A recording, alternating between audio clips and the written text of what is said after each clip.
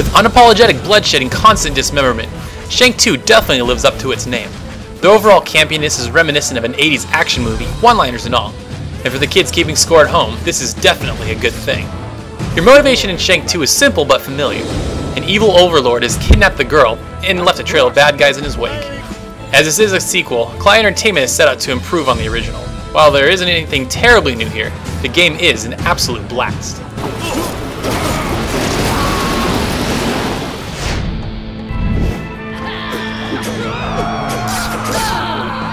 The visual style is reminiscent of action cartoons and graphic novels, which is fitting since a number of staff members have worked on animated shows in the past. The cartoony look and intense violence seem to clash, but at the same time work well to complement each other. The animation in the game is silky smooth, featuring fewer rough edges than its predecessor. Throughout my playthrough, the game ran incredibly well, with only one minor slowdown and one graphical hiccup that I can recall. Online play does lag at times, but runs surprisingly well overall. One animation in particular that I really liked was the fire. Something about the blend of colors and the way it moved really mesmerized me. I did take a moment to stop and appreciate it more than once. Don't be too surprised if you end up doing the same thing yourself. That was crazy stuff you pulled there. Are you part of the rebellion? What rebellion? Who is this guy? Shank 2 plays out like an old school action brawler, with 4 weapon types at your disposal. While you always have your Shanks, you can equip yourself with your choice of heavy weapons, guns, and explosives.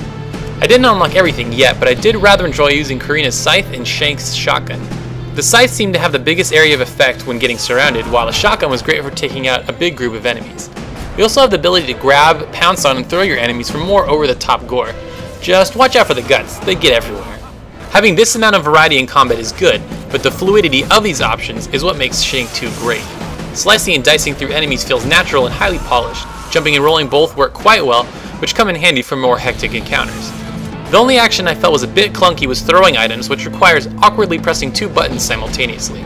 That being said, you never feel like you're at a disadvantage because of the controls. They really are top-notch. Getting through tougher areas seems more like a challenge than a chore.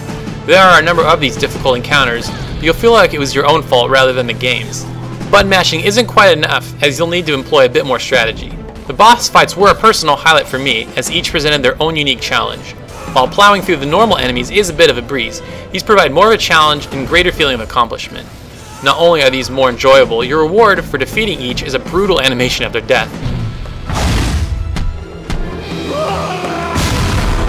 While the story campaign is relatively short, the lasting appeal for this game will lie in its collectibles and new survivor mode. You and a buddy can team up either locally or online to fight waves of enemies as you protect ammo caches from being destroyed. You're able to purchase more upgrades as you progress through the waves of enemies, making for a frantic and intense co-op experience. While this is a fun mode that allows you to unlock a number of new skins and weapons, it comes at the expense of a co-op campaign.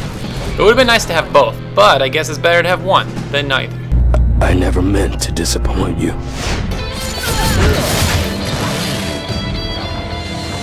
The campaign can be completed in an afternoon, but I still thoroughly enjoyed Shank 2. Games of this nature can overstay their welcome if the hour count gets too high and if repetition sets in, but I felt satisfied when I finished the game. That being said, the greedy side of me would have liked another hour or two on the campaign mode.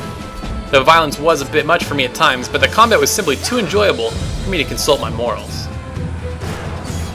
For $10, it's pretty hard to go wrong with this game. The developers have clearly listened to the criticisms of the original, making for a more polished and refined experience. If you and a buddy have cash to spare, Shank 2 is guaranteed to be a good time.